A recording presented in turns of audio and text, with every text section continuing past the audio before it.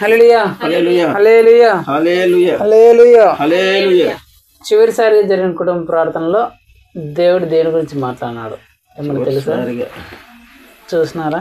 సముద్రంలో నడి సముద్రంలో మునిగిపోవడం కంటే భయంకరమైనది ఏది? హల్లెలూయా చెప్పలేడండి. నడి సముద్రంలో మునిగిపోవడం కంటే మించిన భయంకరమైనది కొన్ని ఉన్నాయంట. అవి ఏంటి అనేది యేసు ప్రభువు మాట్లాడినాడు. నడి సముద్రంలో మాట్లాడితే ఊపిరి అక్కడ చచ్చిపోతాం. ఆడ ఎలాంటి చేపలు ఉంటాయో ఎట్లాంటి చేపలు ఉంటాయో తెలీదు. దాంట్లో మునిగి చచ్చిపోవడమే భయంకరం అంటే, ఊపిరి అక్కడ చచ్చిపోవడమే భయంకరం అంటే, దానికంటే భయంకరమైనవి ఉన్నాయంట. అది ఎందుకు, అవి ఎప్పుడు వస్తాయి, అంత భయంకరం అంటే ఎప్పుడు జరుగుతాయి అనే అంశం గురించి దేవుడు ఆ రోజు మాట్లాడినాడు. ఎవరైనా విన్నారా? వీడియో ఏమన్నా విన్నారంట? మంచిది. వినకపోతే మిగిలిన వాళ్ళందరూ యూట్యూబ్లో ఉంటుంది కాబట్టి వినండి. అసలు ఏంటి నడు సముద్రంలో కంటే నడు సముద్రంలో మునిగిపోవడం కంటే అతి భయంకరమైన ఏంటి అనేది మీరు కూడా తెలుసుకొని దాని ద్వారా మనం కూడా ఆశీర్వించబడాలని, దీవించబడాలని, జాగ్రత్తగా ఉండాలని దేవుడు మనందరికి తెలియజేస్తున్నాడు. హల్లెలూయా. సరే, దేవుడు ఈరోజు ఏం మాట్లాడతాడో చూద్దాం. లూకా సువార్త 1వ అధ్యాయం 5, 6, 7. లూకా సువార్త 1వ అధ్యాయం 5, 6, 7. యూదా దేశపు రాజైన హేరోదు దినములలో అబియా తరగతిలోనున్న జకర్యా అను ఒక యాజకుడు ఉండెను. అతని భార్య అహరోను కుమార్తెలలో ఒకతే. ఆమె పేరు ఎలిజబెతు. వీరిద్దరూ ప్రభు యొక్క సకలమైన ఆజ్ఞల చొప్పునను న్యాయ విధుల చొప్పునను నిరపరాధులుగా నడుచుకొనుచు దేవుని దృష్టికి నీతిమంతులై ఉండిరి. ఎలిజబెతు గొడ్రాలైనందున వారికి పిల్లలు లేకపోయిరి. మరియు వారిద్దరూ బహుకాలం గడిచిన వృద్ధులైరి. హల్లెలూయా. దేవుడి వాక్యం ద్వారా మనందరితో మాట్లాడను గాక. ఆమేన్. ఇక్కడ ఒకరి గురించి ఒక కుటుంబం గురించి రాయబడింది. ఎవరు ఆ కుటుంబం? ఎలిజబెత్. జకర్యా, ఎలిజబెత్. జకర్యా, ఎలిజబెత్ అనే వాళ్ళు ఎలాంటి వాళ్ళు, వాళ్ళ కుటుంబం ఎలాంటిది అనేది రాయబడింది. ఆయన ఎవరంటే జకర్యా ఒక పాస్టర్. ఎవరు? ఒక పాస్టర్, సేవకుడు, దేవుని సేవ చేసే సేవకుడు. ఆ సేవకుడు గురించి, సేవకుడు భార్య గురించి, వాళ్ళ కుటుంబం గురించి రాయబడింది. అక్కడ రాయబడిన మాట ఏంటంటే, వీరిద్దరు ఎవరు? ఆ జకర్యా మరియు జకర్యా యొక్క భార్య అయిన ఎలిజబెత్. వీరిద్దరూ ప్రభువు యొక్క సకలమైన ఆజ్ఞల చొప్పున, అంటే యేసు ప్రభు వారు ఏవైతే ఆజ్ఞలు చెప్పినారో ఆజ్ఞలు అన్నిటి చొప్పున, న్యాయ విధుల చొప్పున, అన్ని న్యాయ విధులు, ఏదైతే న్యాయము ఏదైతే అన్యాయం అని చెప్పాడో ఆ న్యాయ విధుల చొప్పున నిరపరాధులుగా నడుచుకుంటున్నారంట. అంటే ఏ ఆజ్ఞ కూడా ఇది వీళ్ళు పాటించలేదు, ఇది వీళ్ళు చేయలేదు అని చెప్పడానికే, వాళ్ళ మీద నింద మోపడానికే, నేరం మోపడానికే లేనట్టుగా వాళ్ళు ప్రతి ఒక్క ఆజ్ఞను పాటించారంట. ప్రతి ఒక్క న్యాయ విధిని పాటించారంట. ఏ న్యాయ విధిలో కానీ, ఏ చిన్న ఆజ్ఞలో కానీ వాళ్ళు తప్పిపోవడం కానీ, ఏ న్యాయమైన విషయంలో కానీ వాళ్ళు తప్పిపోవడం కానీ వాళ్ళ జీవితంలోనే చేయలేదంట. ఇంకా నెక్స్ట్, నడుచుకొనుచు దేవుని దృష్టికి నీతిమంతులుగా ఉన్నారంట. మనుషుల దృష్టికి నీతిమంతులుగా కనిపించవచ్చు. ఎలాగా? ఒకవేళ చెడు పనులు చేసినా పైకి మాత్రం మంచిగా కనిపిస్తే వీళ్ళు చాలా మంచి వాళ్ళరా అని చెప్తారు. కానీ దేవుని దృష్టికి నీతిమంతులు అవ్వాలంటే అంత ఆషామాషి విషయమా? ఆయన అంతరంగంలో పరీక్షించే దేవుడు. రహస్యంగా మనం ఏం చేస్తున్నాము, ఎవరికి తెలియకుండా మనం ఏం చేస్తున్నాము, ఎవరు చూడనప్పుడు మనం ఏం చేస్తున్నాము అనేది అన్నీ తెలిసిన దేవుడు. మన రహస్యము తెలిసిన దేవుడు, మన రహస్యంగా చేసినవి తెలిసిన దేవుడు, మనం అందరి ముందు ఉన్నప్పుడు చేసినవి తెలిసిన దేవుడు ఆయన ఒక్కడే. ఆయన దృష్టికే వీళ్ళు నీతిమంతులుగా కనిపించారంటే వాళ్ళు రహస్యంగా కూడా ఏ చిన్న పొరపాటు కానీ, ఏ చిన్న తప్పు కానీ చేయకుండా బ్రతికినారు. అంటే ఆజ్ఞల విషయంలో కానీ, న్యాయ విధుల విషయంలో కానీ ఎవరు చిన్న వేలెత్తు కూడా చూపించలేదంట. ఇది ఆజ్ఞ కదా, ఈ ఆజ్ఞ నువ్వు పాటించలేదే, ఈ ఆజ్ఞ నువ్వు ఎందుకు మీరినావు, దేవుడు ఇలా చెప్తే నువ్వు అలా చేయకుండా ఇలా చేసినవేమీ అని ఒక్కరు కూడా వాళ్ళ మీద నింద మోపడానికి ఆస్కారం లేదంట. ఒక చిన్న ఆజ్ఞలో కూడా న్యాయ విధి ఏదైతే న్యాయం ఉందో ఆ న్యాయ ప్రకారమే నడుచుకున్నారంట. ఏ న్యాయానికైనా వాళ్ళు తప్పించి అన్యాయం అనేది వాళ్ళ జీవితంలో చేయలేదంటారు. తర్వాత మూడోది వచ్చి దేవుని దృష్టికి నీతిమంతులుగా ఉన్నారంట. అంటే రహస్యంగా ఉన్నా సరే, అంటే ఎవరు లేనప్పుడైనా సరే, అందరూ ఉన్నప్పుడైనా సరే ఒకే రీతిగా బ్రతికారంట. రహస్యంగా ఉన్నప్పుడు ఎవరు లేనప్పుడు ఒకలాగా, అందరూ ఉన్నప్పుడు ఒకలాగా బ్రతకలేదంట. ఎవరు లేనప్పుడు అందరూ ఉన్నప్పుడు దేవుని దృష్టికి నీతిగానే బ్రతికినారంట. ఎప్పటి వరకు? దాదాపు 80 సంవత్సరాలకి. ఎన్ని సంవత్సరాలకి? 80 సంవత్సరాలకి. ముసలోళ్ళు అయిపోయేంతవరకు, అంటే చిన్నప్పటి నుంచి 80 సంవత్సరాలు ఒక తప్పు కూడా చేయకుండా, ఒక్కరి మీద కూడా ఒకరి దగ్గర నుంచి ఒక నేరం కూడా, ఒక మాట కూడా అనిపించుకోకుండా దేవుని దృష్టికి నీతిమంతులుగా బతకడం అంటే సాధ్యమైన విషయమేనా? కానీ వాళ్ళు బ్రతికినారు. కానీ వీళ్ళకున్న లోపం ఏంటి? పిల్లలు లేరు. ఏం లేరు? పిల్లలు లేరు. గుడ్రాలు. దేవుని దృష్టికి చాలా నీతిమంతిగా బ్రతికినారు. ఆజ్ఞలన్నిటినీ పాటించినారు. 80 సంవత్సరాలు చాలా కాలము ఆజ్ఞలు పాటించినారు. దేవుని దృష్టికి నీతిమంతిగా బ్రతికినారు. న్యాయ విధులన్నిటినీ పాటించినారు. ఒక్కరి నోటి నుంచి కూడా వీళ్ళు తప్పు చేసినారు అనే మాట కానీ నేరం కానీ రాకుండా 80 సంవత్సరాలు బ్రతికినారు. కానీ వీళ్ళు గొడ్రాల్లాగానే ఉన్నారు. చాలా మంది ఏం చెప్తారు, ఒకవేళ అదే సిచ్యువేషన్ ఇక్కడ ఉంటే ఏం చెప్తారు, అబ్బా వాళ్ళు యేసుప్రభువు నమ్ముకున్నారంటారు కదా, ఎన్నో సంవత్సరాల నుంచి నమ్ముకున్నారు, ఒక తప్పు కూడా చేయలా, ఒక చిన్న మిస్టేక్ కూడా చేయలేదు, న్యాయంగా బ్రతికినారు, నీతిగా బ్రతికినారు, దేవుని దగ్గర ఎంత మంచిగా బ్రతికినారు, మరి వీళ్ళకేం దేవుడు ఏం చేయలేదే, మళ్ళీ యేసుప్రభువు మంచి దేవుడు గొప్ప దేవుడు అంటారే అని అన్నింటారా లేదా? ఖచ్చితంగా అంటారు. చాలా మంది మనం ఇప్పుడు చర్చికి పోతాంటారు, మనల్ని చూసి అంటారు, అబ్బా వీళ్ళు రోజు చర్చికి పోతానంటారనే, మళ్ళీ కష్టాలు అట్లే ఉన్నాయి, రోగాలు అట్లే ఉన్నాయి, వాళ్ళ జీవితం ఏం అభివృద్ధి చెందలేదే, వాళ్ళు అట్లే ఉండారే, వాళ్ళ జీవితం ఎప్పటి నుంచి అట్లుందో అట్లే ఉంది అనేవాళ్ళు చాలా మంది అంటారు. మరి వీళ్ళు అనింటారా లేదా? ఎందుకు? 80 సంవత్సరాలుగా వాళ్ళు అలా బ్రతుకుతున్నా కూడా, సపోజ్ ఒక 20 సంవత్సరాలు వీళ్ళు పెళ్ళి అయింది అనుకుందాం, 80 సంవత్సరాలు 20 సంవత్సరాలు తీసుకున్నారు, 60 సంవత్సరాలు వీళ్ళు నీతిగా బ్రతికినారు, న్యాయంగా బ్రతికినారు, దేవుని ఆజ్ఞ చొప్పున నడుచుకున్నారు. ఇన్ని సంవత్సరాలు అంత బాగున్నా సరే ఇక పిల్లలు లేరు. అప్పుడు చూసిన వాళ్ళు ఎంత దారుణమైన మాట వీళ్ళు అనింటారు, ఎన్నో అనింటారు కదా. అక్కడ రాయబడి వీళ్ళు కూడా ఎంతగానో ప్రార్థన చేస్తుంటారు, ప్రభువా మేము ఇన్ని సంవత్సరాలు నీకు ఆజ్ఞలు అనుసరించే బ్రతికాం, ఏ పాపం చేయకుండా, ఏ తప్పుడు పని చేయకుండా నీ న్యాయ విధులను అనుసరించే బ్రతికాం, కానీ మాకు పిల్లలు లేరు ప్రభువా, మీ సేవకులను జ్ఞాపకం చేసుకోండి, వీళ్ళు ఇంతగా మాట్లాడుతున్నారు, ఇంతగా అంటున్నారు అని వాళ్ళు కూడా ఎంతగానో ప్రార్థన చేస్తుంటారు కదా బిడ్డల కోసము. ఎందుకంటే ప్రభువా మమ్మల్ని బట్టి నిన్ను కూడా నిందిస్తున్నారు, యేసుప్రభువు గొప్ప దేవుడు అంటారు, మంచి దేవుడు అంటారు, అయినా సరే మీకు బిడ్డలు లేదు, ఆయన నిజంగానే దేవుడేనా అని ఎన్నోసార్లు అనింటారు, తిట్టిన కూడా తిట్టింటారు, మీ దేవుడు మంచి దేవుడు, అలాంటి దేవుడు ఇలాంటి దేవుడు, నీకు పిల్లలు లేరే, నువ్వు గొడ్రాలే అని ఎంతోమంది నిందించుంటారు. కానీ 80 సంవత్సరాలుగా వాళ్ళ పిల్ల అంతగా వాళ్ళు ప్రార్థన చేసినా సరే, అంతగా ఎదుటి వాళ్ళు దూషిస్తున్నా సరే వాళ్ళకి ఎందుకు పిల్లలు లేరు? ఎందుకు దేవుడి కార్యము ఆలస్యమైంది? ఈరోజు దేవుడు మనందరితో మాట్లాడుతున్న అంశం ఏంటంటే, దేవుని అద్భుతాలు, ఆశ్చర్య కార్యాలు లేదంటే దేవుని కార్యాలు మన జీవితంలో ఆలస్యం అవడానికి గల కారణం ఏంటి? మనం నీతిగా బ్రతుకుతున్నా, దేవుని ఆజ్ఞ ప్రకారమే జీవిస్తున్నా, దేవుడు చెప్పినట్లే మనం బ్రతుకుతున్నా సరే కొన్ని కార్యాలు మన జీవితంలో జరగవు, ఆలస్యం అయిపోతూ ఉంటాయి. ఆ ఆలస్యమైనప్పుడు ఇతరులు చూసి మనల్ని వెక్కిరిస్తుంటారు, మనల్ని నిందిస్తుంటారు, మనల్ని అవమానిస్తుంటారు, మనల్ని హేళన చేస్తుంటారు, మనల్ని వెక్కిరిస్తుంటారు.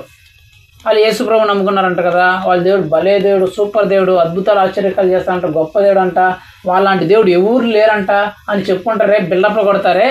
కానీ మళ్ళీ ఎందుకు వాళ్ళ జీవితాలు ఇన్ని సంవత్సరాలైనా, ఇన్ని రోజులైనా ఇంకా వాళ్ళ పరిస్థితి అలాగుంది, వాళ్ళ కష్టం తీరలేదే, వాళ్ళ వ్యాధి పోలేదే, వాళ్ళ రోగం పోలేదే, వాళ్ళ కుటుంబ సమస్య తీరలేదే, వాళ్ళ ఆర్థిక పరిస్థితి బాగోలేదే, వాళ్ళు కోరుకున్నందుకు కాలేదు, వాళ్ళ పిల్లల బ్రతుకు అలాగే ఉంది, వాళ్ళ కుటుంబ పరిస్థితి అలాగే ఉంది, ఎప్పుడు అలాగుంది, ముందు ఎలాగుందో ఇప్పుడు కూడా అలాగుంది అని చెప్పేసి చాలామంది రకరకాలు అంటూ ఉంటారు కదా.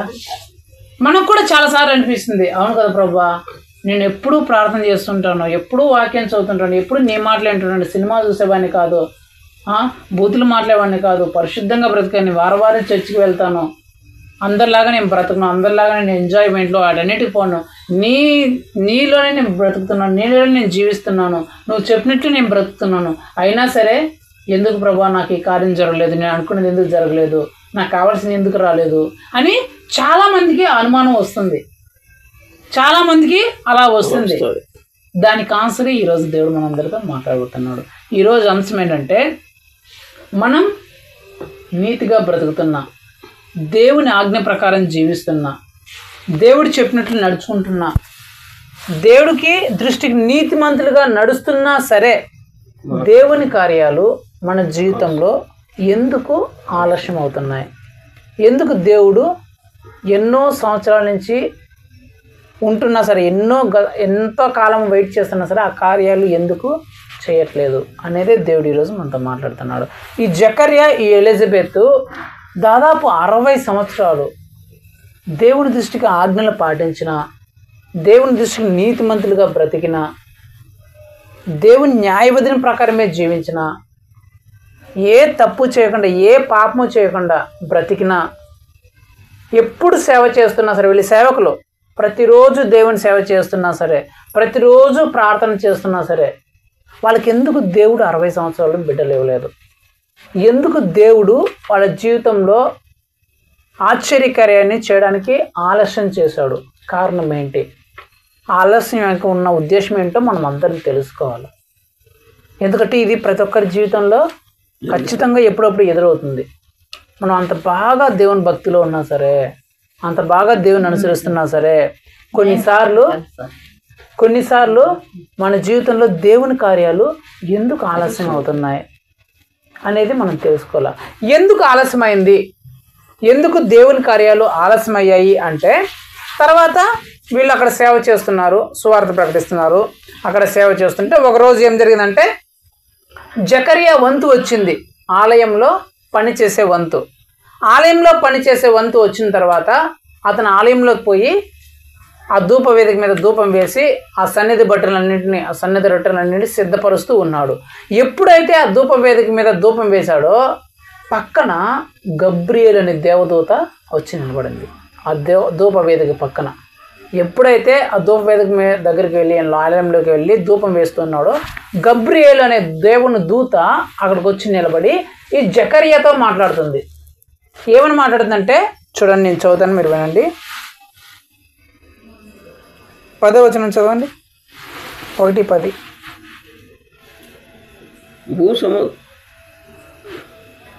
ధూప సమయమందు ప్రజల సమూహం అంతయు వెలుపల ప్రార్థన చేయుచుండగా ప్రభువు దూత ధూపవేదిక కుడివైపున నిలిచి అతని కనబడగా జకర్యా అతన్ని చూచి తొందరపడి భయపడిన వాడాయను. అప్పుడు ఆ దూత అతనితో, జకర్యా భయపడకుము, నీ ప్రార్థన వినబడినది, నీ భార్య అయిన ఎలిజబెతు నీకు కుమారుణ్ణి కనును, అతనికి యోహాను అను పేరు పెట్టుదువు. హల్లెలూయా. దూత గబ్రియేల్ అనే దూత ఆ ధూప వేదిక పక్కన నిలబడుకొని జకర్యా ఆలయంలో ఉన్నారంట. అప్పుడు నియమం ఏంటంటే ఆలయంలోకి యాజకుడు మాత్రమే పోవాలా, ప్రజలందరూ ఆలయం బయటే నివసించాలి, వాళ్ళకి ఎవరికి అలో లేదు. ఆలయంలోకి యాజకుడు మాత్రమే పోయి ధూపం వేసి సన్నిధి బట్టలను సిద్ధపరిచి యాజకుడు మాత్రమే లోపల ఉండాలి. ప్రజలందరూ బయట, ఆలయం బయట ప్రార్థన చేసుకుంటూ ఉండాలి. అలాగా ఈ ప్రజలందరూ బయట ప్రార్థన చేసుకుంటున్నారు. ఈ యాజకుడైన జకర్యా లోపలికి పోయి ధూపం వేస్తుంటే ఆ ధూపం పక్కన, ఆ ధూప వేదిక పక్కన గబ్రియేల్ అనే దేవదూత, అంటే ప్రధాన దూత, అది సమాచారం, దేవుడి నుంచి సమాచారం మోసుకొచ్చే దూతల్లో ప్రధాన దూత గబ్రియేల్ దూత. మూడు విభాగాలు ఉంటాయి దేవుని దగ్గర దూతలు. అదేదో అంటే మొట్టమొదటిది సంగీత విభాగం ఒకటి ఉంటుంది, ఆ దూతల గుంపు సపరేట్. రెండోది వచ్చి సమాచారాన్ని చేరవేసే దూతల గుంపు, అది సపరేట్. మూడోది వచ్చి సైన్యము, యుద్ధము చేసే సైన్యము గుంపు ఒకటి. నాలుగోది వచ్చి కెరూబులు, అంటే స్తుతించే దూతలు, సంగీత దూతలు, స్తుతించే దూతల గుంపు ఒకటి. సమాచారాన్ని చేరవేసే దూతల గుంపు ఒక కేటగిరీ. మూడొకటి వచ్చి యుద్ధాలు చేసే, దేవుని పక్షంగా యుద్ధాలు చేసే కేటగిరీ మూడోది. నాలుగోది వచ్చి కెరూబులు, ఇవి ఉంటాయి, కెరూబులు, చెరాపులు ఉంటాయి. ఈ స్తుతించి ఆరాధించే దూతల గుంపు అంతా దేవుని స్తుతించి ఆరాధిస్తూ ఉంటాయి దేవుని ఎప్పుడు.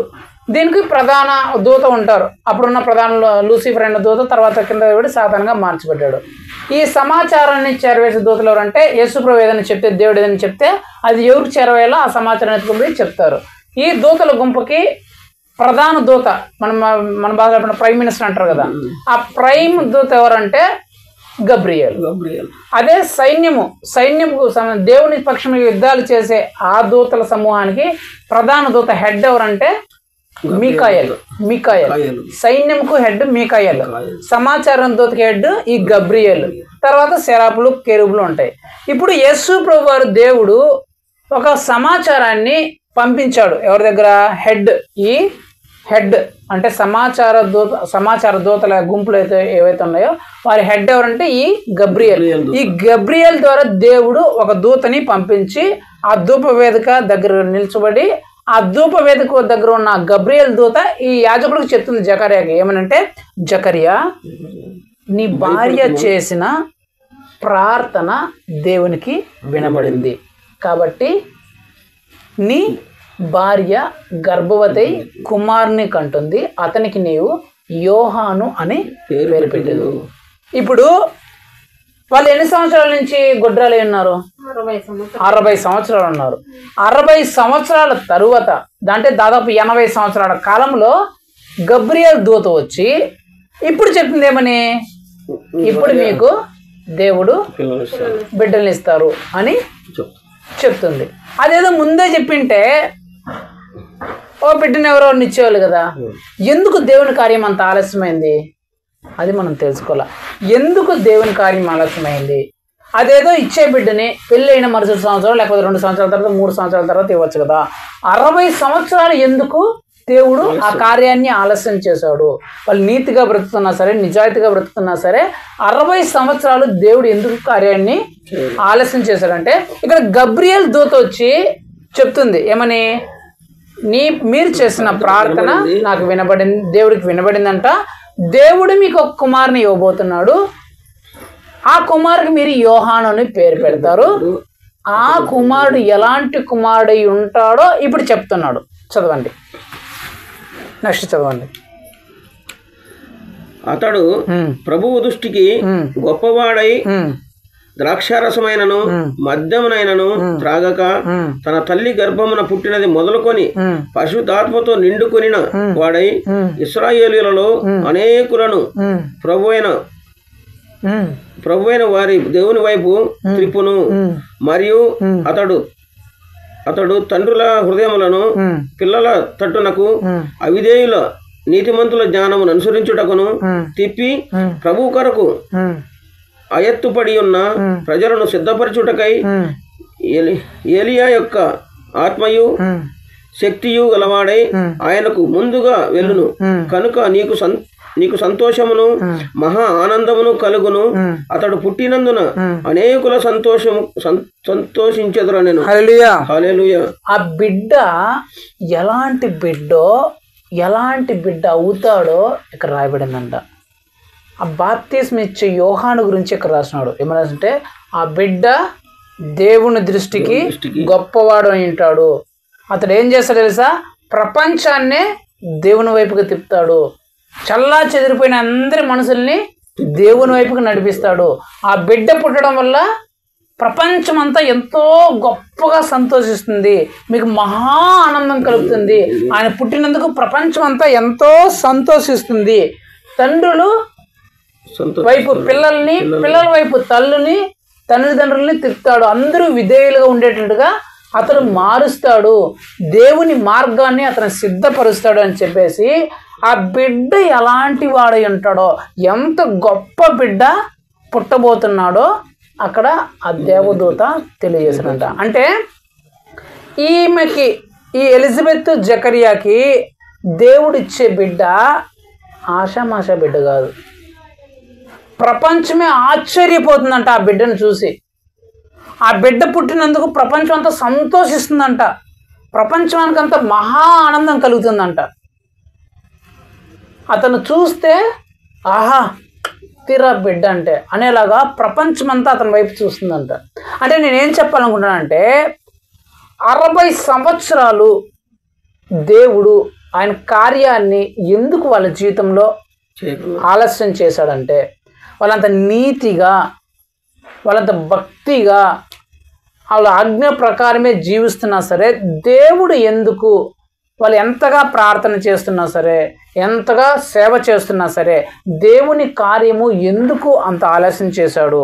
ఇతరులు ఎంతగా నిందిస్తున్నా సరే, ఎంతగా అవమానిస్తున్నా సరే, ఎంతగా అపసహిస్తున్నా సరే, ఎందుకు దేవుడు ఆ కార్యాన్ని ఆలస్యం చేశాడంటే, ఆ కార్యం ఆలస్యం తర్వాత మహా అద్భుతమే చేయడానికి. మామూలు బిడ్డనిచ్చేయాలని కోరుకోలే. అందరిలాగానే సరేలే కొడుకున్నారు కదా ఏదో బిడ్డ ఇచ్చేద్దని చెప్పేసి మామూలు బిడ్డని ఇవ్వలా.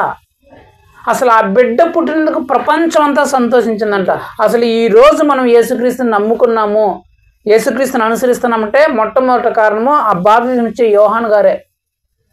యేసు ప్రభువారు ఈ భూమి మీదకి రాకముందే పాపం గురించి పశ్చాత్తాపం చేసి బాప్తిజం గురించి ప్రకటించింది యోహాను గారే. ఏలియా యొక్క శక్తి కలిగి, ఆత్మ కలిగి, యేసు ప్రభు రాకముందే మార్గం సిద్ధం చేసినవాడు, ఆ యోర్దాను దగ్గర మార్గం సిద్ధం చేసినవాడు ఈ బాప్తిజం ఇచ్చే యోహాను. ఇతని వల్లే ప్రపంచమంతా దేవుని వైపు తిరిగింది. పరిసయ్యులు, సద్దుకాయలు మొదలుకొని వేశ్యల వరకు బాప్తిజం ఇచ్చే యోహాను దగ్గరకు వచ్చి మారు మనసు పొంది బాప్తిజం తీసుకున్నారంట, దేవుని వైపు తిరిగారంట. అంత మహా అద్భుతం, ఆశ్చర్యకార్యం ఎలా జరిగిందంటే, దేవుడు ఆ కార్యాన్ని ఆలస్యం చేయబట్టే.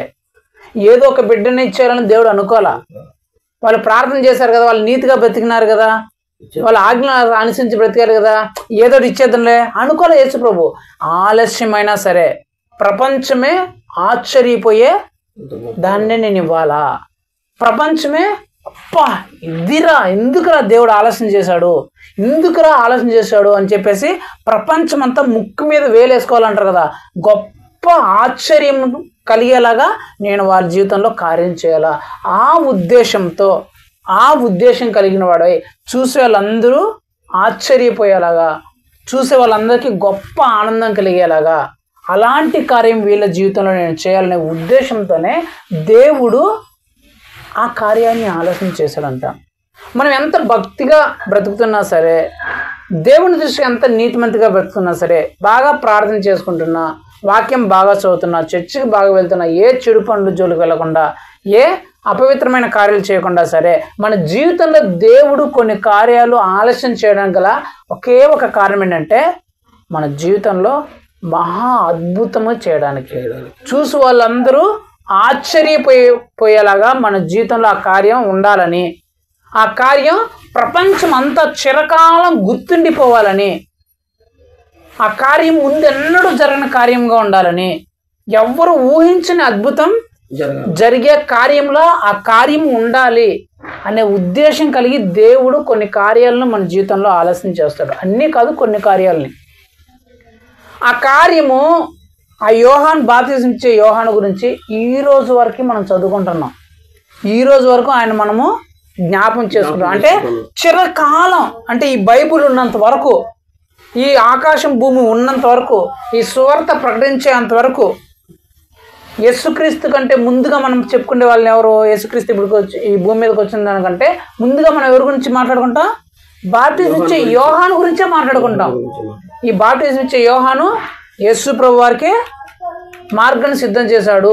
యేసు ప్రభు వారికే బాప్తిజం ఇచ్చే అంత రేంజ్కు ఇతని జీవితము మార్చబడింది.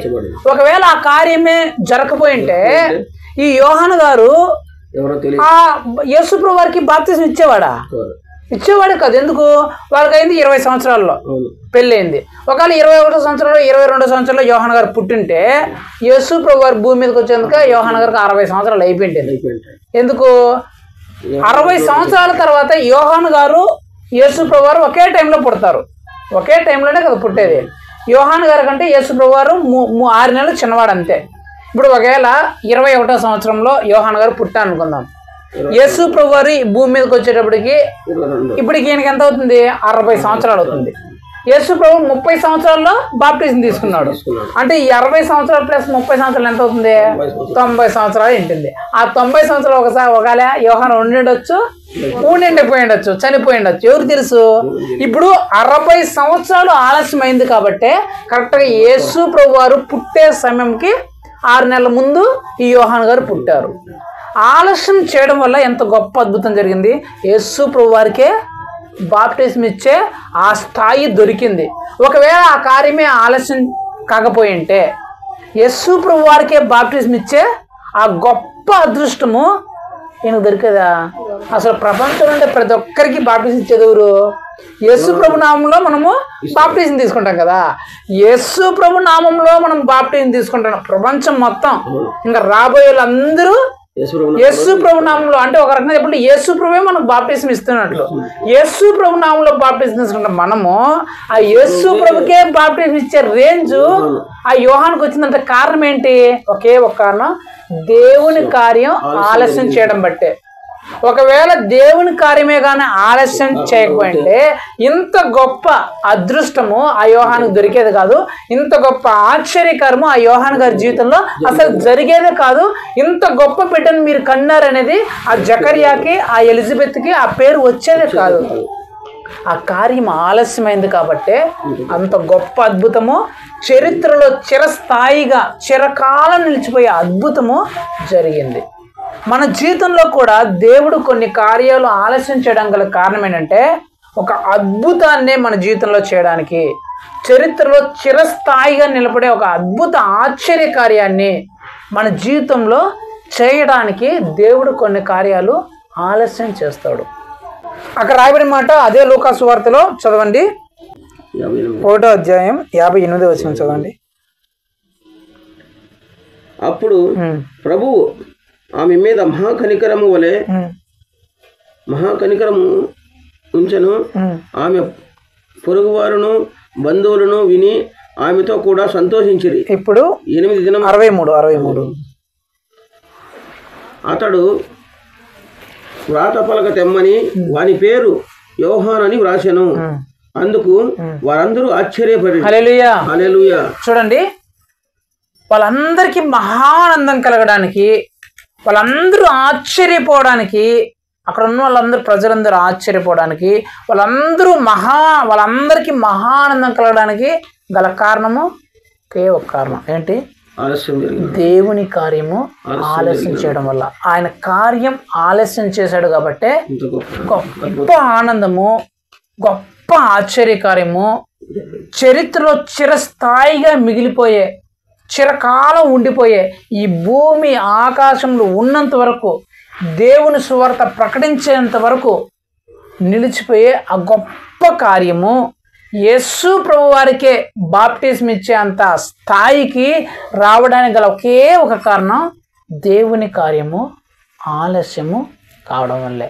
ఒకవేళ దేవుని కార్యమే, దేవుడే ఆ కార్యాన్ని ఆలస్యం చేయకుండా యోహాను గారిని కానీ ముందే పుట్టించేస్తుంటే అక్కడ ఉండేది అవునులే పెళ్ళైన తర్వాత పుడతారు, ఎట్లాగో 1 సంవత్సరం 2 సంవత్సరాలు పుట్టినారు అని మామూలుగా తీసుకునేసింటారు. యేసు ప్రభు వారికి కూడా ఆ బాప్టిజం ఇచ్చే అవకాశం వచ్చిండదు. ఎవరికి సంతోషం కానీ ఎవరికి అద్భుత ఆశ్చర్యమైన కానీ అనిపించదు. ఎందుకు? పెళ్ళైన తర్వాత పుట్టింది కట్టారు కాబట్టి. కానీ వీళ్ళు పుట్టింది ఎప్పుడు? 60 సంవత్సరాల తర్వాత. వీళ్ళు చచ్చిపోయేటప్పుడు పుట్టాడు. అందరికి అద్భుతమే కదా, 60 సంవత్సరాల తర్వాత పుట్టా అంటే అసలు ఏం రా అద్భుతము. ఇది ఒక అద్భుతం అయితే 60 సంవత్సరాలు ఉన్న నిందంతా తొలగిపోయింది. ఈమెకి ఎంత గొప్ప కొడుకు పుట్టారు అని చెప్పేసి ఆ చుట్టుపక్కల అందరూ సంతోషిస్తారు. లేదా 60 సంవత్సరాల తర్వాత పుట్టినాడంటే, 5 సంవత్సరాల తర్వాత పుట్టినాడు అంటే అబ్బా ఏం అద్భుతం రా, 5 సంవత్సరాల తర్వాత పుట్టినాడు అంటారు కదా. మరి 69 సంవత్సరాల తర్వాత ముసలిలో అయిపోయిన చచ్చిపోయే టైంలో పుట్టినారంటే ఎవరికైనా ఎంత ఆనందం వస్తుంది.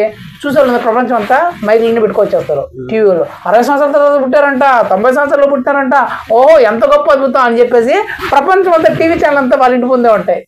ఎట్లా పుట్టినారు, 60 సంవత్సరాలు ఎలా పుట్టినారు అని టీవీ ఛానల్, మా టీవీ, జీవిటీ, ఎంటీవీ, అన్ని టీవీ 9, ఈటీవీ, అన్ని టీవీ ఛానళ్ళు, the news, Hindu news, the prime news, అన్ని న్యూస్ ఛానళ్ళు ఎక్కడ ఉంటాయి. మీరు చెప్పండి జకర్య గారు, 90 సంవత్సరాలు బిడ్డలు పుట్టినారంటే అది అసాధ్యమైన కార్యము.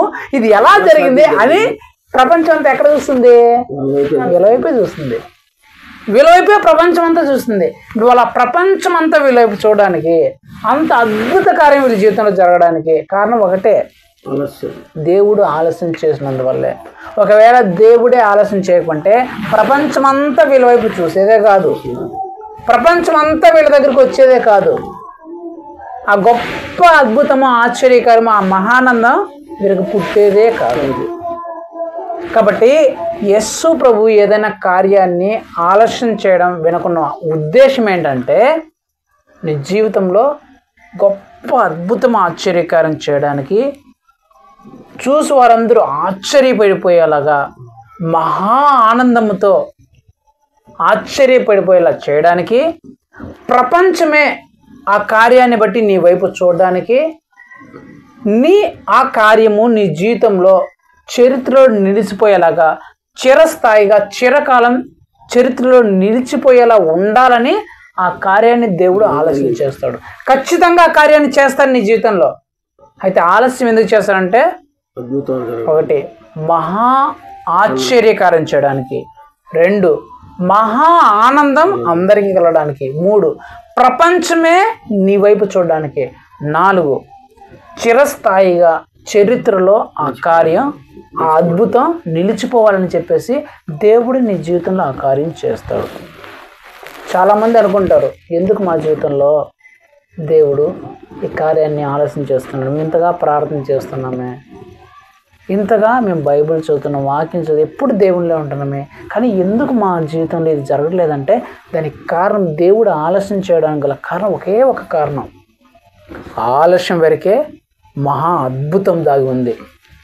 నీ జీవితంలో మహా అద్భుతం చేయాలని దేవుడు ఆశిస్తున్నాడు. ప్రపంచమే నీ వైపు చూడాలా ఆ కార్యం ద్వారా. దేవుడు చేసే ఆ గొప్ప కార్యం ద్వారా ఎవరికీ తెలియని నిన్ను ప్రపంచానికి నిన్ను తెలియచేయాలని, ప్రపంచానికి నువ్వు ఒక ఆశ్చర్యకరమైన వ్యక్తిగా దేవుడు నిన్ను మార్చాలని, ఆ కార్యం ద్వారా చరిత్రలో చిరస్థాయిగా చిరకాలం నిన్ను నిలపాలనే దేవుడు ఆ కార్యాన్ని ఆలస్యం చేస్తూ ఉంటాడు. దాన్ని మనం అర్థం చేసుకోవాలా. యేసు ప్రభు ఈ కార్యాన్ని నా జీవితంలో ఆలస్యం చేస్తున్నాడు అంటే, ఇతరులు నిందిస్తున్నా సరే, ఇతరులు నన్ను తిడుతున్నా సరే, ఇతరులు హేళన చేస్తున్నా సరే, నేను ఎంతగా ప్రార్థన చేస్తున్నా సరే, దేవుడు ఆ కార్యాన్ని ఇంకా ఇంకా ఇంకా ఆలస్యం చేస్తున్నాడంటే ఆ ఆలస్యం వెనుక దేవుడు ఏదో పెద్ద ప్రణాళికే వేసి ఉన్నాడు. ఆ ఆలస్యం వెనుక దేవుడు ఏదో గొప్ప అద్భుతమే చేయబోతున్నాడు. కాబట్టి ఆ అద్భుతం ఏంటో దానికోసం నేను నిరీక్షిస్తాను అని మనం ఆ కార్యం కోసం ఎదురు చూడాలి. వీళ్ళు 80 సంవత్సరాలు ప్రార్థన చేసింది ఆ కార్యం కోసమే. గబ్రియల్ దూత వచ్చి చెప్పాడు జకర్యాతో, జకర్యా నీ ప్రార్థన వినబడింది, నీ భార్య గర్భవతి కుమారుని కంటుంది, కుమారుడు ఈ విధంగా ఉంటాడని చెప్పిన తర్వాత జకర్యా ఏం చెప్పాలా? మామూలుగా అయితే మనం దేనికోసమైనా ప్రార్థన చేసామనుకో, ఏదో కార్యం మన కుటుంబంలో, మన వ్యక్తిగత జీవితంలో ఏదో కార్యం జరగాలని చెప్పి మనం ఎంతో కాలంగా ప్రార్థన చేస్తున్నాం, ఎన్నో సంవత్సరాలుగా ప్రార్థన చేస్తున్నాం. అప్పుడు దేవుడు తన దూతను పంపించి, సేవకుడి ద్వారా లేకపోతే ఎవరో ద్వారా పంపించి, మీరు ఈ ప్రార్థన చేశారు, దేవుడు మీకు ఇది దయచేయబోతున్నాడు అని చెప్తే వెంటనే మనం ఏం చెప్పాలా? ఏం చెప్తారు ఆ వ్యక్తి? ఏం చెప్పాలి చెప్పండి, ఏం చెప్తారు? ఆహా దేవా, ఎన్నో రోజుల నుంచి వెయిట్ చేశాం ప్రభా, నువ్వు ఎన్ని రోజులు మా మీద కనికరు చూపించావు, దయ చూపించావు, నీకు చాలా స్తోత్రం స్తోత్రం స్తోత్రం ప్రభు అని చెప్పాలి కదా. జకర్యా ఏం చెప్పినాడు తెలిసిన? ప్రభువా మేము ముసలోళ్ళం కదా ప్రభువా, ఇది అసలు జరగదు ప్రభువా అన్నాడంట. ఏమన్నాడంట? మేము ముసలోళ్ళు అయిపోయినాం ప్రభా, ఈ కార్యం జరగదు ప్రభా, అసలు ఎట్లా జరుగుతుంది ప్రభా, మేము ముసలోళ్ళు అయిపోయింటే ఎట్లా పడతారు ప్రభా బిడ్డ అన్నాడంట. అసలు వాళ్ళ అన్ని సంవత్సరాలు వెయిట్ చేసింది దేనికోసము? ఆ కార్యం జరగాలనే కదా, ఆ గుడ్రాలని నింద పోవాలనే వాళ్ళు అంత నీతిగా నిజాయితీగా ఆజ్ఞ ప్రకారం బ్రతికారు. ఒకవేళ ఆజ్ఞ ప్రకారం తప్పిపోతే ఎక్కడ మళ్ళీ ఆ కార్యం మిస్ అయిపోతామని చెప్పేసి అంత నీతిగా ఆజ్ఞ ప్రకారం జీవించిన ఆ కార్యం జరగాలని చెప్పేసిన తర్వాత దేవుడు ఆ కార్యం చేయడానికి వస్తే, ప్రభా నువ్వు చేస్తున్నందుకు నీకు స్తోత్రం ప్రభా, మేము ఎంతకాలం వేచి చూసినా ఆ కార్యం కోసము ఈరోజు మాకు జీవితంలో నెరవేరిపోతుంది, నీకు ఎంతో స్తోత్రం ప్రభా అని చెప్పాల్సింది పోయి, ప్రభా ఈ కార్యం ఎందుకు జరుగుతుందిలే ప్రభా, ఇది జరగదు అన్నాడంట. అంటే ఎంత తెలివి లేదు చూడండి జకర్యాకి. అన్ని రోజులుగా వెయిట్ చేసింది ఆ కార్యం కోసమే. అక్కడ రాయబడి మండించి అవుతుందండి 18. జకర్యా ఇది నాకేలాగ తెలియను, నేను ముసలివాడును, నా భార్యయు బహుకాలము గడిచినది అని దూతతో చెప్పగా. ఏం చెప్పాడంట? ఇది ఎట్లా ప్రభా సాధ్యమో, ఇది ఎట్లా సాధ్యమవుతుంది? నేను ముసలివాడిని, నా భార్య కూడా ముసలిది అయిపోయింది, ఇది ఎలా జరుగుతుంది అని ఏం చేసినాడు? ఆ తెలివి లేనితనంతో ఆ దూతకి ఆన్సర్ ఇచ్చాడు. వచ్చి చెప్పింది ఎవరు? దేవుని దూత, స్వయంగా దేవుని ప్రధాన దూతను పంపించింది. మామూలు దూత కూడా కాదు, ప్రధాన దూత అంటే హెడ్నే పంపించాడు. నేను చేస్తానా, ఈ కార్యం చేయబోతానని చెప్పారా అని. నమ్మాలి కదా. అక్కడ చెప్పి పంపించింది ఎవరు? దేవాది దేవుడు అయిన యేసు ప్రభే చెప్పి పంపిస్తే ఆయన మాటకి ఏదన్నా అసాధ్యం ఉందా? 100 సంవత్సరాలైనా అబ్రహాంకే బిడ్డనిచ్చిన దేవుడు 90 సంవత్సరాలు నా భార్యకే బిడ్డని ఇవ్వలేడా అని అనుకోవాలి కదా. అసలు యేసు ప్రభుకి అసాధ్యమైన కార్యం ఏమైనా ఉందా అని అనుకోవాలి కదా. యేసు ప్రభు నాకు 150 సంవత్సరాలు నేను చచ్చిపోయే చేతులైనా సరే దేవుడు నాకు బిడ్డని ఇచ్చేస్తాడు యేసు ప్రభు మాట చెప్తే అని అనుకోవాలి కదా. అట్లా అనుకోకుండా ప్రభా ఇది సాధ్యమైన ప్రభా, ఇది ఎట్లా సాధ్యమవుతుంది ప్రభా, నా భార్య ముసలిది, నేను ముసలిదాన్ని అయిపోయినాను అని దేవుడే స్వయంగా వచ్చి చెప్పి పంపిస్తే దేవుడి మాటను నమ్మలేదంట ఈ జకర్యా. చాలా మంది ఏం చేస్తారంటే ఇలాగ అంటారు అజ్ఞానంలో. ఎంతో కాలంగా కొన్ని కార్యాల కోసం ఎదురు చూస్తుంటారు, ఎన్నో సంవత్సరాలు దానికోసం ప్రార్థన చేస్తుంటారు. తీరా దేవుడు ఆ కార్యం చేస్తానని చెప్పినప్పుడు ఇది జరగదులే ప్రభు, ఇది ఎందుకు జరుగుతుంది, ఇది అసాధ్యము అని నిరాశ నిర్లక్ష్యం వైపు వెళ్ళిపోతారు. ఎందుకంటే ఒక కారణం, ఎందుకంటే ఎన్నో కాలంగా ఎదురు చూసడం వల్ల, ఎంతగానో ఎదురు చూసిన జరగకపోవడం వల్ల అయింటుంది. కానీ ఒక విషయం ఏంటి, అక్కడ చెప్పింది ఎవరు? స్వయంగా యేసు ప్రభు వారి దేవుడే చెప్పారు కదా ఆ కార్యం నేను చేస్తానని. దేవుడే చెప్పినప్పుడు యేసు ప్రభు ఒకసారి మాటిస్తే ఆకాశం భూమి గతించినా సరే ఖచ్చితంగా నెరవేర్తీతోనే ఆ వాగ్దానాన్ని గుర్తుపెట్టుకోవాలి కదా. యేసు ప్రభు ఒకసారి మాట చెప్తే ఆకాశం భూమి గతించినా సరే దాన్ని ఖచ్చితంగా నెరవేరుస్తాడు, ఆయన మాట తప్పని దేవుడు అనే విషయం మనకు గుర్తుంటే ఆ కార్యం అసాధ్యంలా కనిపించినా సరే యేసు ప్రభు చేస్తాడనే నమ్మకం మనకు ఉంటుంది. జకర్యా ఆ మాట మర్చిపోయినాడు. యేసు ప్రభు ఒకసారి మాట చెప్తే, దేవుడు ఒకసారి మాట ఇస్తే ఖచ్చితంగా నెరవేరుస్తాడు అనే మాట మర్చిపోయి ఇది ఎలా జరుగుతుంది ప్రభు, ఇది సాధ్యమో అసాధ్యమే అని చెప్పేస్తున్నాడు. యేసు ప్రభుకు అసాధ్యమైనది ఏది లేదు అనే విషయాన్ని మర్చిపోయినాడు. స్వయంగా వచ్చి చెప్పింది యేసు ప్రభువే, దేవుడే వచ్చి చెప్తున్నాడు ఆ మాట. కాబట్టి దేవుడు చెప్తున్నాడు ఖచ్చితంగా చేసి తీరుతాడనే మాట మర్చిపోయాడు. ఈ 2 మాటలు మర్చిపోయాడు. ఏంటి? ఒకటి, యేసు ప్రభుకి అసాధ్యమైనది ఏది లేదు, ఆయనకి ఏదైనా సాధ్యమనే మాట మర్చిపోయాడు. రెండోదిగా చెప్తున్నది యేసు ప్రభు కాబట్టి ఆకాశం భూమి గతించిపోయినా సరే యేసు ప్రభు చెప్తే అది ఖచ్చితంగా నెరవేరుతుందనే మాట మర్చిపోయినాడు. ఈ 2 మాటలు మర్చిపోయి ఏం చెప్తున్నాడు? ఆ దేవుని దూత వచ్చి చెప్పినప్పుడు నమ్మనప్పుడు వెంటనే ఏం చేశాడు? దేవుని దూత ఏం చెప్తున్నాడు? ఈ మాటలు నువ్వు నమ్మనందున, మాట చదువుతాను చూడండి, 20 వచనం. మరియు నా మాటలు వాటి కాలమందు నెరవేరును, నీవు వాటిని నమ్మలేదు కనుక ఈ సంగతులు జరుగు దినం వరకు నీవు మాటలాడక మౌనమై ఉందని అతనితో చెప్పాను.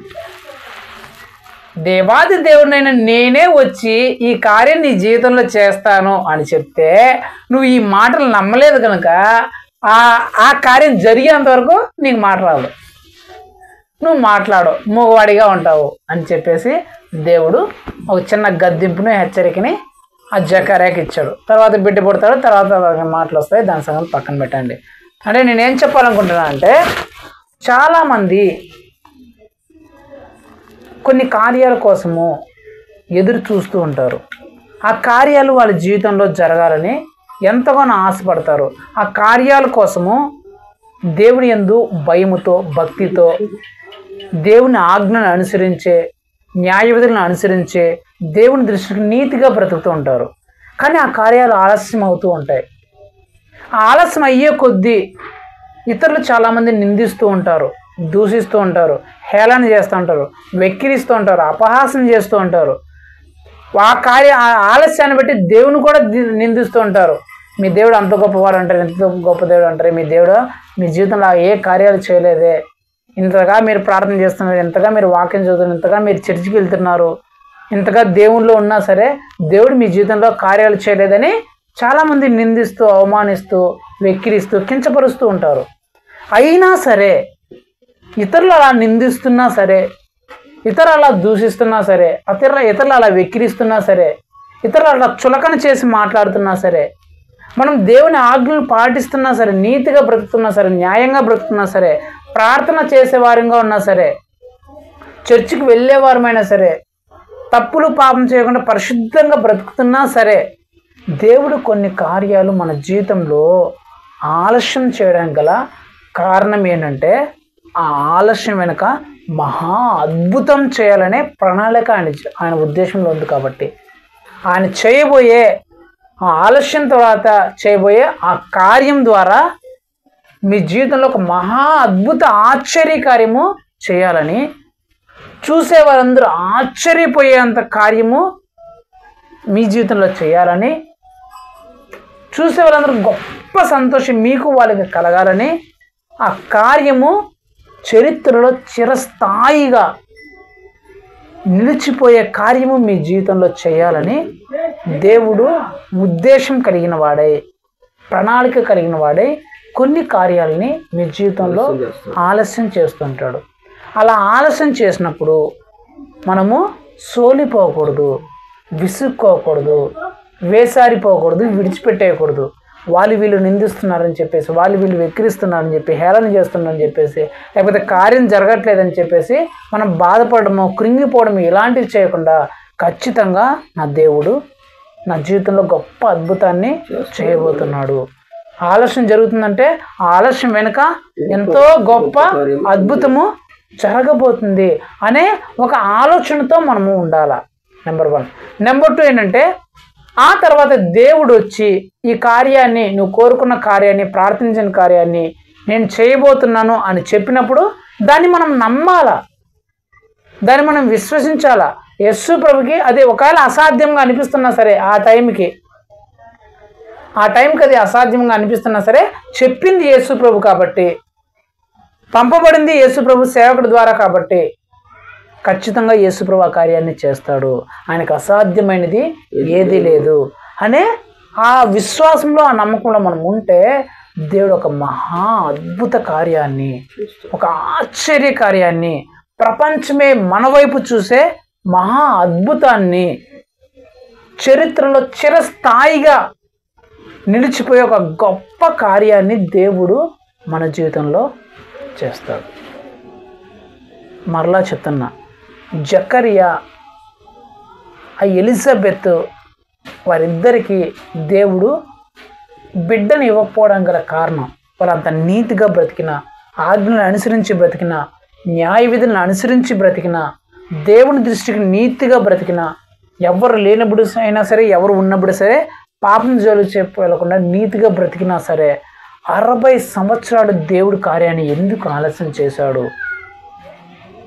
ఎందుకు యోహాన్ని పెళ్ళైన మరుసటి సంవత్సరమే ఇవ్వలేదంటే, ఒకవేళ అప్పుడే ఇచ్చేసింటే యోహాను అంత గొప్ప వాళ్ళ జీవితంలో, ఆ తల్లిదండ్రులు జకరియా ఎలిజబెత్ జీవితంలో అంత గొప్ప అద్భుత ఆశ్చర్యకార్యము జరిగేది కాదు. 60 సంవత్సరాల తర్వాత బిడ్డ పుట్టినాడు అనే గొప్ప కార్యము జరిగేది కాదు. ప్రపంచమంతా వీళ్ళ వైపు చూసేదే కాదు.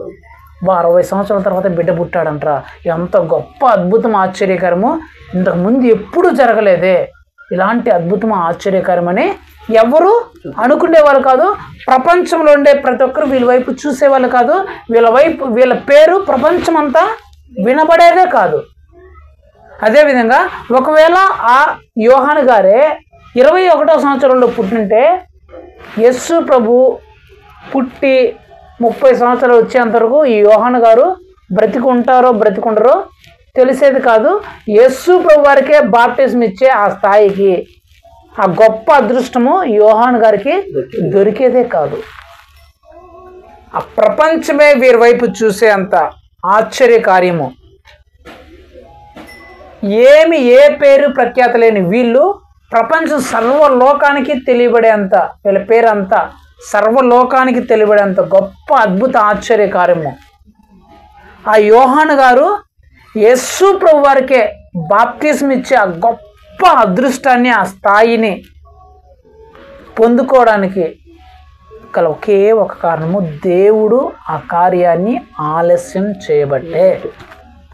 కాబట్టి ఈరోజు నీ జీవితంలో, నా జీవితంలో దేవుడు ఏదైనా కార్యము ఆలస్యం చేస్తుంటే, అది ఏ విషయమైనా కావచ్చు, మన కుటుంబ విషయమైనా కావచ్చు, మన పిల్లల విషయమైనా కావచ్చు, మన చదువు విషయమైనా కావచ్చు, మన ఉద్యోగం విషయమైనా కావచ్చు, మన వివాహం విషయమైనా కావచ్చు, మన పని విషయమైనా కావచ్చు, మన పంట విషయమైనా కావచ్చు, మన బిజినెస్ విషయమైనా కావచ్చు, మరి ఏ విషయమైనా కావచ్చు, మనం ఎంత నీతిగా బ్రతుకుతున్నా, ఎంత దేవుని ఆజ్ఞ ప్రకారం జీవిస్తున్నా, ప్రార్థనలో, వాక్యంలో ఉన్న, సహవాసంలో ఉన్న, చర్చిలో ఉన్న, పరిశుద్ధంగా జీవిస్తున్నా సరే, ఎంతగా ప్రార్థన చేస్తున్నా సరే, కొన్ని కార్యాలు ఆలస్యం చేస్తున్నాడంటే మనం జ్ఞాపకం చేసుకోవాల్సిన ఒకే ఒక్క అంశం ఏంటంటే, దేవుడు ఏదో ఆలస్యం వెనుక మహా గొప్ప అద్భుతాన్నే చేయబోతున్నాడు.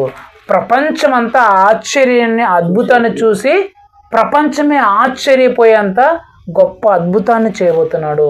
చరిత్రలో చిరస్థాయిగా నిలిచిపోయే అద్భుతాన్నే మన జీవితంలో చేయబోతున్నాడు. కాబట్టి ఇప్పుడు ఆ కార్యము దేవుడు ఆలస్యం చేస్తున్నాడు అని మనం అర్థం చేసుకొని ప్రార్థన చేస్తూనే ఉండాలి.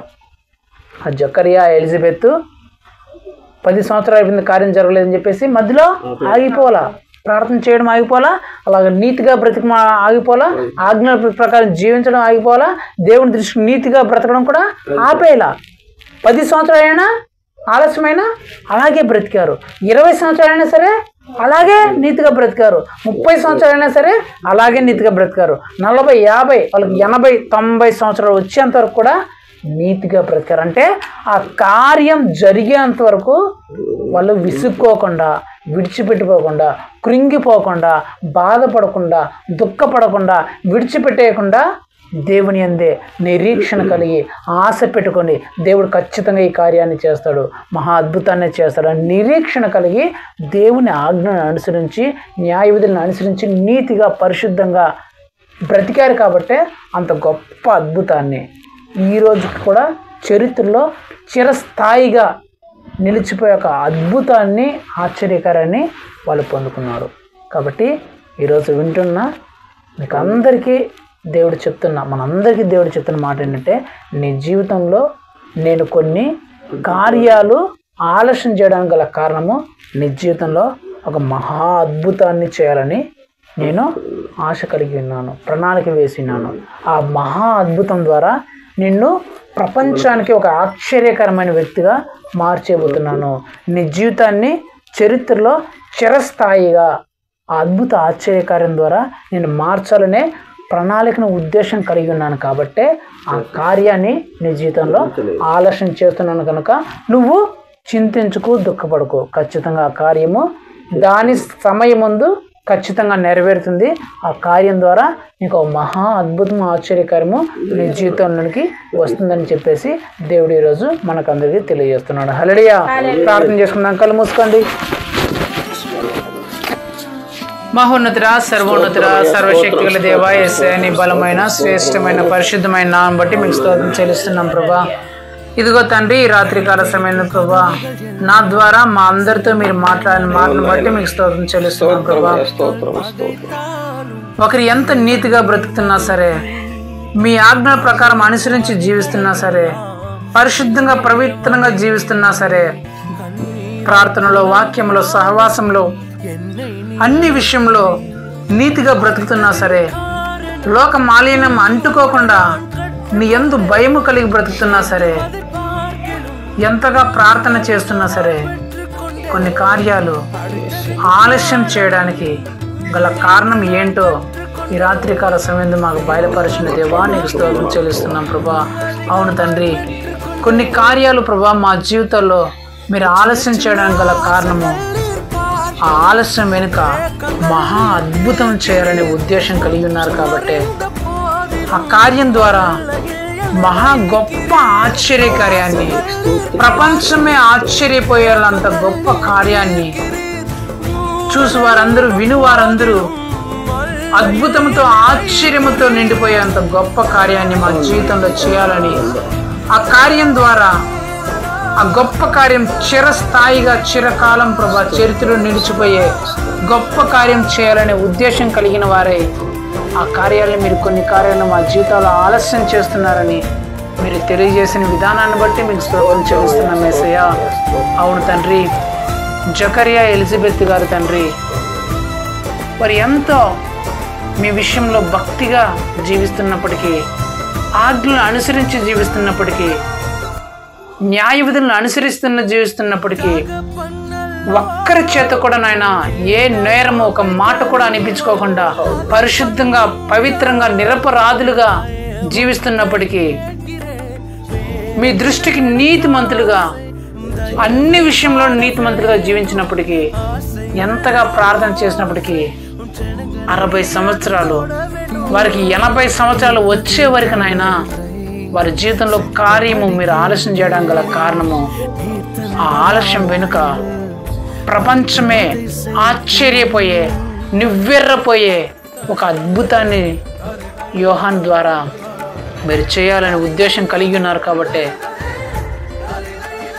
ఆ కార్యం ద్వారా వచ్చే యోహాను దేవాది దేవుడు అయిన నీకే బాప్టిజం ఇచ్చే ఆ గొప్ప స్థాయిని పొందుకోవాలనే ఆ కార్యాన్ని ఆలస్యం చేస్తున్నారని ప్రభా మీరు తెలియజేసిన విధానాన్ని బట్టి మీకు స్తోత్రం చెల్లిస్తున్నాం తండ్రి. అవును ప్రభా, మా జీవితంలో మీరు చేసే కొన్ని కార్యాలు ఆలస్యం అవుతున్నాయంటే దానికి కారణం ప్రభా, మా జీవితంలో మీరు ఏదో మహా అద్భుత ఆశ్చర్య కార్యాన్ని, ప్రపంచమే నివ్వెరబోయే కార్యాన్ని, ఆ కార్యం ద్వారా ప్రపంచానికి మేమేంటో తెలియబడే స్థాయిని, ప్రపంచమే మా వైపు చూసే ఆ గొప్ప అద్భుత ఆశ్చర్య కార్యాన్ని, చరిత్రలో చిరస్థాయిగా నిలబడిపోయే ఆ కార్యాన్ని మా జీవితంలో చేయాలనే ఉద్దేశం కలిగి ఉన్నారు. కాబట్టి నాయనా కొన్ని విషయాలు మా జీవితంలో, కొన్ని కార్యాలు మా జీవితంలో మీరు ఆలస్యం చేస్తున్నారని తెలియజేసిన విధానాన్ని బట్టి మీకు స్తోత్రం చెల్లిస్తున్నాం ప్రభా. ఇక్కడికి వచ్చిన ప్రతి ఒక్కరిలో, ఈ మాటలు వింటున్న ప్రతి ఒక్కరిలో ప్రభా, వారి జీవితంలో ఏ కార్యాలైనా ఆలస్యం అవుతుంటే, వాళ్ళు ఎప్పటి నుంచో పరిశుద్ధంగా బ్రతుకుతున్నప్పటికీ, మీ ఆజ్ఞానుసారంగా జీవిస్తున్నప్పటికీ, మీ వాక్యానుసారంగా జీవిస్తున్నప్పటికీ, మీ దృష్టికి నీతిమంతులుగా జీవిస్తున్నప్పటికీ, ఎల్లప్పుడూ ప్రార్థనలో ఉంటున్నప్పటికీ వారి జీవితంలో కార్యములు ఆలస్యం అవుతున్నాయంటే ఇప్పుడు మీరు చెప్పిన మాటలను బట్టి ప్రభా, వారి తెలివిని జ్ఞానమును పొందుకొని నా దేవుడు నా జీవితంలో ఏదో మహా అద్భుతాన్ని చేయబోతున్నాడు, ఆశ్చర్య కార్యాన్ని ఈ ఆలస్యం ద్వారా చేయబోతున్నాడని ప్రభా గ్రహించిన ఆయన, అలాగే తండ్రి నిరీక్షణ కలిగి ముందుకు సాగిపోవడానికి కృప చూపించమని బ్రతిమలాడు. కొంచెం కృప చూపిస్తాను నమ్ముతూ ఇస్తూ మా తండ్రి, మా దేవుడు, మా ప్రభువునైనా యేసుక్రీస్తు యొక్క పరిశుద్ధమైన నామములో అడిగి వేడుకొనుచున్నాం మా ప్రియపరలోక తండ్రి, ఆమేన్. నా ప్రాణమా యెహోవాను సన్నిధించుము, నా అంతరంగ సమస్తమైన పరిశుద్ధనామమును సన్నిధించుము. నా ప్రాణమా యెహోవాను సన్నిధించుము, ఆయన చేసిన కార్యములు నేనే మరవచ్చును. ఆమేన్. మన తండ్రి అయిన దేవుని ప్రేమయు, ప్రభువైన యేసుక్రీస్తు యొక్క కృపయు, పరిశుద్ధాత్మ దేవుని అన్యోన్య సహవాసము ఇప్పుడును ఎల్లప్పుడూ ఇక్కడ కూడి ఉన్న ప్రతి ఒక్కరితో పాటు మరి ముఖ్యంగా దేవుడు కొన్ని కార్యాలని నా జీవితంలో ఆలస్యం చేస్తున్నాడంటే ఆ ఆలస్యం వెనుక మహా అద్భుతాన్ని, ఆశ్చర్య కార్యాన్ని, చరిత్రలో చిరస్థాయిగా నిలిచిపోయే కార్యాన్ని నా జీవితంలో చేయడానికి ఉద్దేశం కలిగి ఉన్నాడు అని చేయబోతున్నాడు అని తీర్మానించుకున్న ప్రతి ఒక్క బిడ్డతో సదాకాలం తోడని నడిపించి దీవించి ఆశీర్వించి బలపరిచి స్థిరపరచును గాక. Amen. Hallelujah, hallelujah, hallelujah. Praise the Lord. చిన్న చిన్న ఆశలన్నీ చూచితివి, నా కష్టములన్నీ తీర్చితివి, అన్ని తెలిసిన నన్ను నీవు నీదు ఒడిలో ఉంచితివి. ఆశలన్నీ చూచితివి, నా కష్టములన్నీ తీర్చితివి, అన్ని తెలిసిన నన్ను